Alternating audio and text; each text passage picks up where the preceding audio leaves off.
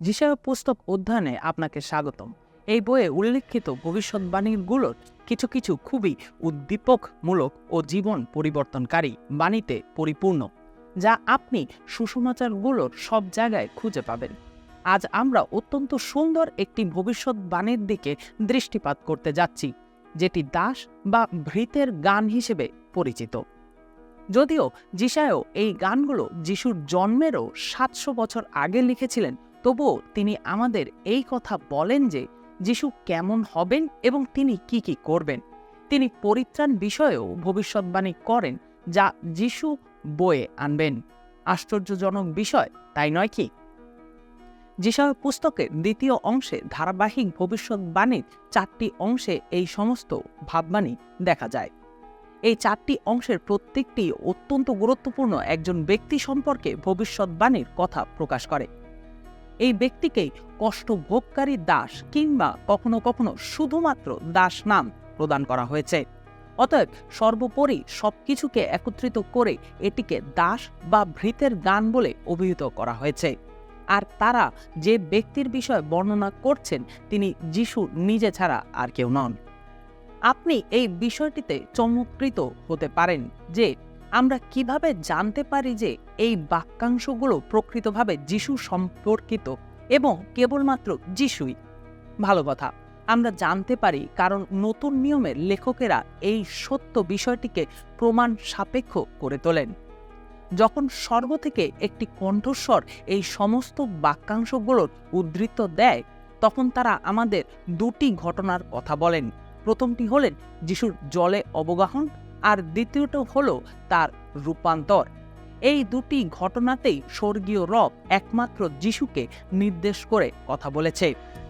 এখন এই 4টি ভবিষ্যৎবাণী একত্রে সন্নিবেশিত হওয়ার কারণে বলা যায় যে এগুলোর মধ্যে একটি ভবিষ্যৎবাণী যিশু সম্পর্কে যা বলে তা দাবি করে যে এই গানগুলো প্রত্যেকটি যিশু সম্পর্কে বলে। সুতরাং আসুন এই সুন্দর গানগুলো যিশু খ্রিস্টের জীবন ও তার পরিচর্যা সম্পর্কে যা যা বলে সেগুলো আমরা বিবেচনা করে দেখি। সদাপ্রভু দাসের প্রথম গানে ঈশ্বর তার লোকদের বলেন যে তিনি তার দাসের প্রতি কতই না সন্তুষ্ট। এই সেই বাক্যাংশ যেখানে যিশুর বাপ্তিস্মের সময় স্বর্গীয় রব উদ্ধৃতি প্রদান করে। আমরা এটি যিশায়া 42 অধ্যায় 1 থেকে 4 পদের মধ্যে দেখতে পাই। দেখো, আমার দাস যাকে আমি সাহায্য করি, আমার বাছাই করা লোক যার উপরে আমি সন্তুষ্ট। আমি তার উপরে আমার আত্মা দেব, আর তিনি জাতিদের কাছে ন্যায় বিচার নিয়ে আসবেন। তিনি চিৎকার করবেন না বা জোরে কথা বলবেন না। তিনি রাস্তায় রাস্তায় তার গলার স্বর শোনাবেন না। তিনি থেতলে যাওয়া নল ভাঙবেন না, আর মিটমিট করে জ্বলতে থাকা সলতে নিভাবেন না। তিনি সততার সঙ্গে ন্যায় বিচার করবেন। পৃথিবীতে ন্যায় বিচার স্থাপন না করা পর্যন্ত তিনি দুর্বল হবেন না বা ভেঙে পড়বেন না। এখন আমরা যদি এই গীতে উল্লেখিত শব্দগুলোর দিকে গভীরভাবে মনোযোগ দেই, তাহলে এই দাস সম্পর্কে আমরা বেশ কিছু বিষয় শিক্ষা লাভ করি। প্রথমত, তিনি ঈশ্বর কর্তৃক স্থিরীকৃত, আর ঈশ্বর সর্বান্তঃকরণে তার বিষয়ে আনন্দ করেন। অতঃপর এই দাস ঈশ্বরের আত্মায় পরিপূর্ণ। তিনি ইসরায়েলের উপরে নিযুক্ত হবেন এবং জাতির কাছে সাক্ষী হতে আহ্বান করবেন। তিনি মানুষের মাঝে ন্যায় বিচারের একজন ধারক রূপে আসবেন এবং সমস্ত পৃথিবীর কাছে আশীর্বাদ স্বরূপ হিসেবে প্রমাণিত হবেন। কাজেই পৃথিবী যেখানে অত্যাচারিত ও দুষ্ট শাসকে পরিপূর্ণ, সেখানে ঈশ্বরের দাস এমন একজন খাঁটি নেতার উদাহরণ হবেন, যিনি সম্পূর্ণভাবে শান্ত ও নম্র স্বভাবের। তিনি অত্যাচারকারী না হয়ে বরং একজন সৎ নেতা হবেন। তিনি ঈশ্বরের আত্মা দ্বারা চালিত হয়ে জীবন যাপন করবেন, আর এই কারণেই ঈশ্বর তাতে আনন্দ করেন।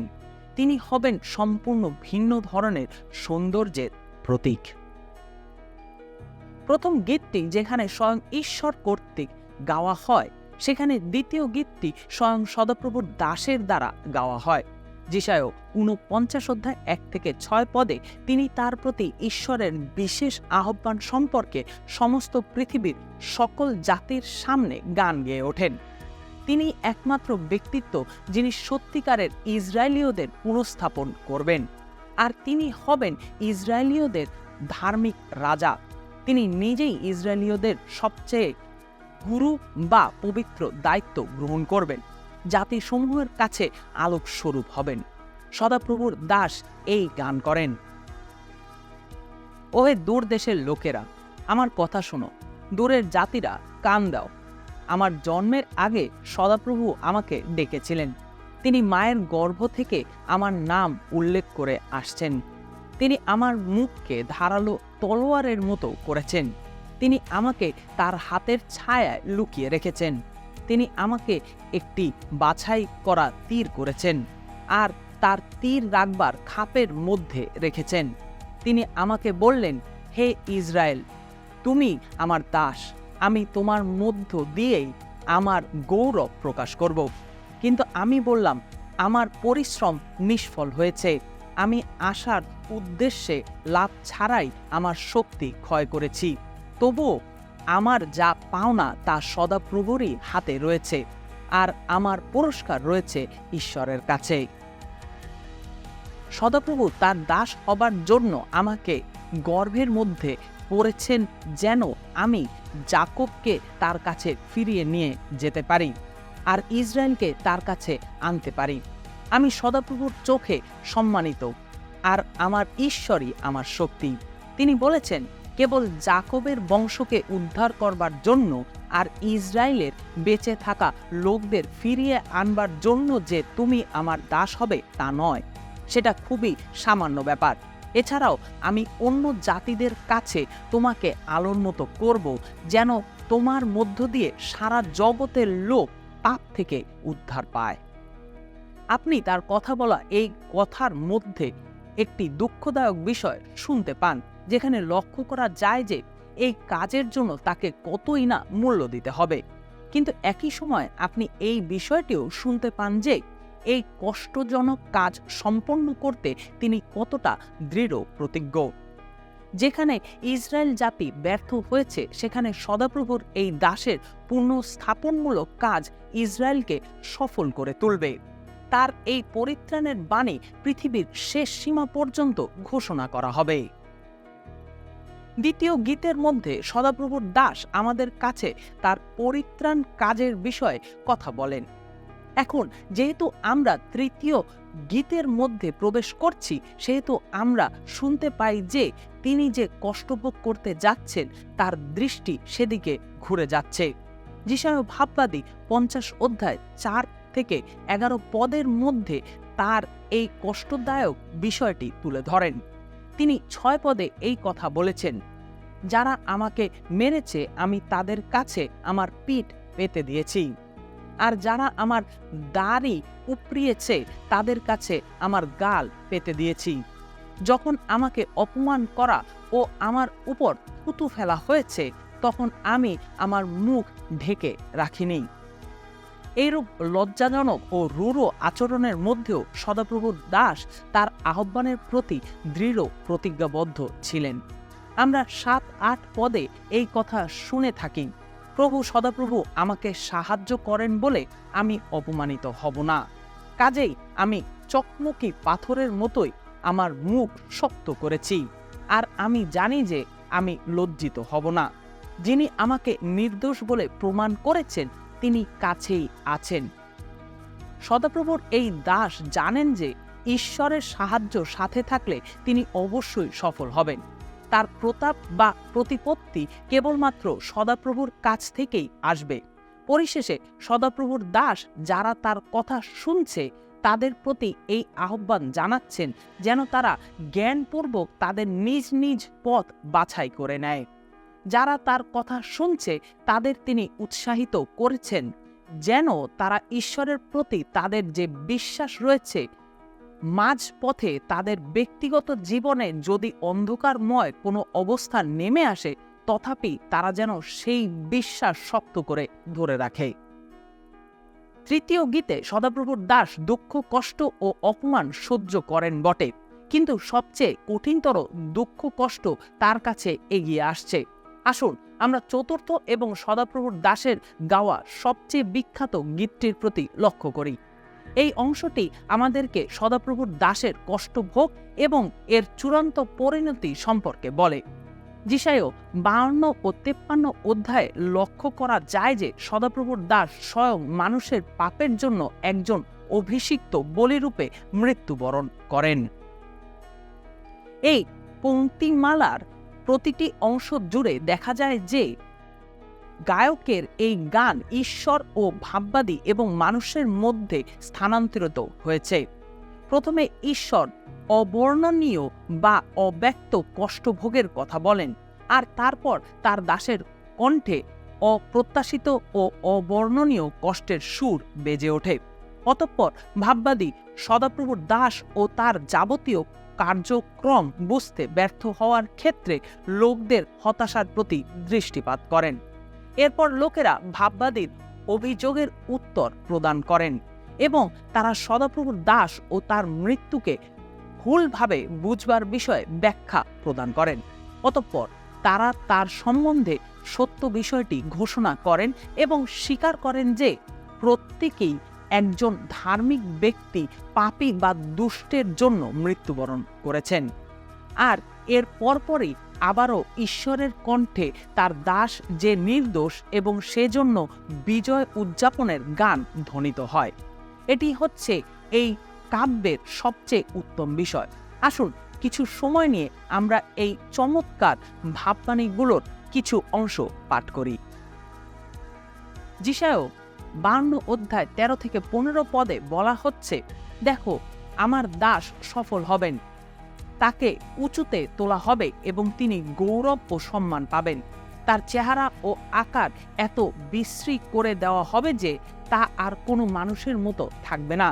সেই জন্য অনেকে তাকে দেখে হতভম্ব হবে, কিন্তু পরে তিনি অনেক জাতির লোককে সূচি করবেন, আর তারই দরুন রাজারা মুখ বন্ধ করবে, কারণ যা তাদের বলা হয়নি তা তারা দেখতে পাবে, আর যা তারা শোনেনি তা বুঝবে। যিশায় 53 অধ্যায় 1 পদে বর্ণিত ঘোষণার উত্তর দেন। তিনি অভিযোগ করে বলেছেন, আমাদের দেওয়া খবরে কে বিশ্বাস করেছে? কার কাছেই বা সদাপ্রভু শক্তিশালী হাত প্রকাশিত হয়েছে?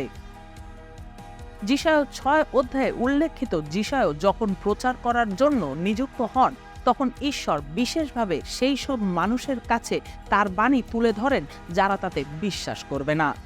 স্বার্থপর মানুষেরা যেভাবে আশা করে, ঈশ্বরের পরিকল্পনা ঠিক তার বিপরীত।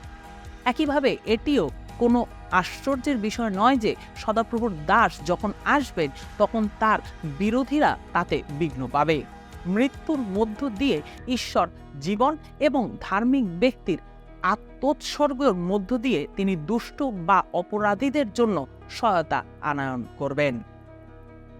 যেভাবে আগে বর্ণিত হয়েছে, যিশায় 53 অধ্যায় 2 থেকে 4 পদে লোকেরা তাদের ভুল ধারণার বিষয়ে কথা বলে, আর আমিও মনে করি যে তাদের এই দ্বিধা বা এলোমেলো অবস্থা বুঝবার পক্ষে উপযুক্ত। সবকিছুর পরে সদাপ্রভুর দাসকে যখন দেখানো হয়, তখন কিন্তু তাকে অনেক বড় কিছু বলে মনে হয় না। তিনি রাজার মতো কিংবা আকর্ষণীয় কেউ নন। তিনি বেশ দৃঢ়ভাবেই প্রত্যাখ্যাত হন এবং তাকে ঘৃণা বা অবজ্ঞার মধ্য দিয়ে চলাফেরা করতে হয়। 4 পদে এই কথা বলা হয় যে তার রোগ ভার করার বা আরোগ্য করার ক্ষমতা আছে, কিন্তু সবশেষে তাকে একজন অভিশপ্ত, এমনকি ঈশ্বর যাকে ঘৃণা করেন এমন লোকের মতো মৃত্যুবরণ করতে হয়। সুতরাং এটি সত্য যে এইরূপ বিষয় লোকদের মাঝে দ্বিধাদ্বন্দ্বের সৃষ্টি করে। কিন্তু এরপর একটি বিরাট ঘটনা ঘটে। আমরা এই গানের মধ্যে একটি চমৎকার পরিবর্তন লক্ষ্য করি, যখন লোকেরা সদাপ্রভুর দাসের প্রতি করা একটি মারাত্মক ভুল বিচারের কথা ঘোষণা করে। এটি একজনকে তুচ্ছ করে, আর তিনি এমন একজন যাকে মনে করা হয় যে তিনি তার নিজেই পাপের কারণে ঈশ্বর কর্তৃক নিহত হয়েছেন।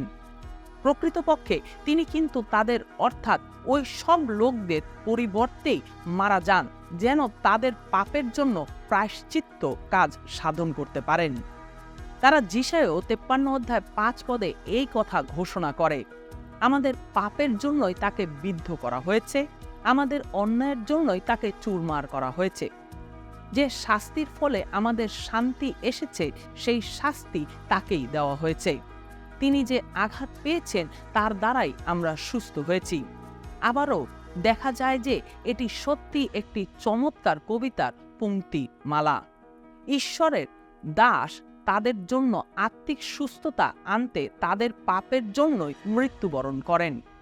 6 লোকেরা এই কথা বলেন, আমরা সবাই ভেড়ার মতো করে বিপথে গিয়েছি, আমরা প্রত্যেকে নিজের নিজের পথের দিকে ফিরেছি, সদাপ্রভু আমাদের সকলের অন্যায় তার উপরে চাপিয়েছেন।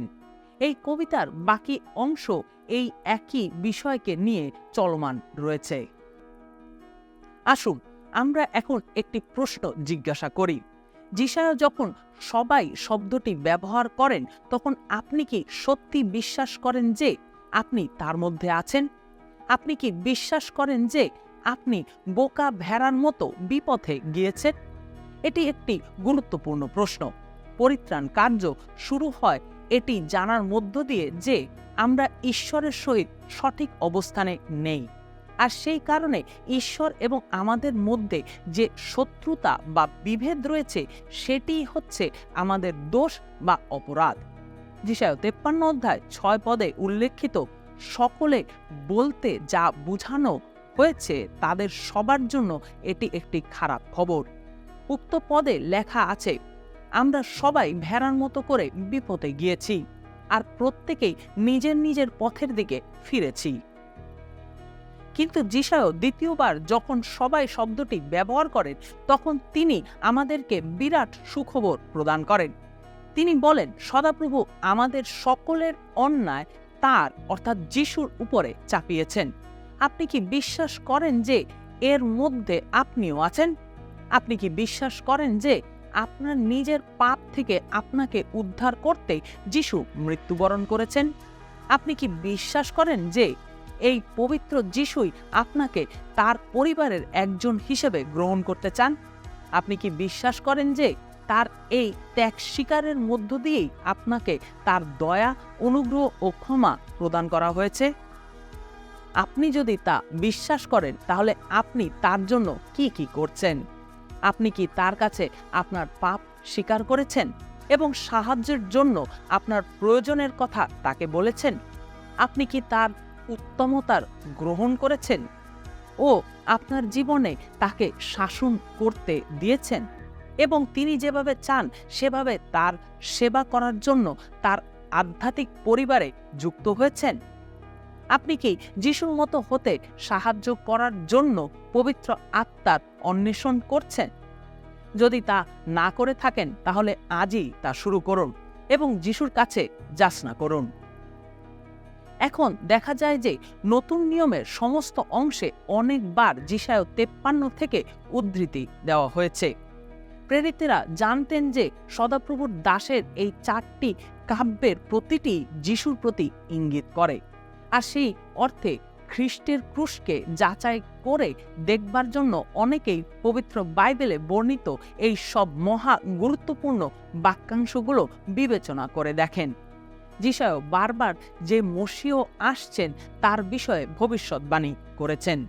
তিনি কেবলমাত্র ভবিষ্যতে কি ঘটবে সে সম্পর্কে তথ্য বা খবর দেওয়ার জন্যই প্রচার করেননি। তিনি প্রচার করেছেন যেন ঈশ্বরের বাক্য আমাদের হৃদয়ের অভ্যন্তরে প্রবেশ করে এবং আমাদের জীবনকে সম্পূর্ণভাবে পরিবর্তিত করে। যখন আমরা এটি উপলব্ধি করতে পারি যে মসিহ কে, তিনি কেন এসেছেন এবং তিনি আমাদের জন্য কি করেছেন, তখন আমরা কিভাবে একই অবস্থানে পড়ে থাকতে পারি। যে মেষপালক তার হারানো মেষের জন্য নিজের জীবন দান করেন, সেই মেষপালককে প্রত্যাখ্যান করা ওই মেষের জন্য কতটা না বোকামিপূর্ণ কাজ। আজ আমরা যেহেতু আমাদের এই পাঠ শেষ করছি, সেহেতু এটি উপলব্ধি করতে একটু সময় বেছে নিন যে যিশায়ের বলা ভবিষ্যৎবাণীতে উল্লেখিত সেই মেষ আপনি নিজেই। হয়তো বা আপনি এখনও হারানো অবস্থানে রয়েছেন এবং আপনাকে উদ্ধার করতে সেই মেষপালকের প্রয়োজন, কিংবা আপনি ইতিমধ্যে মেষপালকের ভালোবাসাকে গ্রহণ করেছেন। এই দুটি ক্ষেত্রে আপনার সাড়া দেওয়ার যে বিষয় তা হল সদাপ্রভুর উপাসনা বা আরাধনা করা।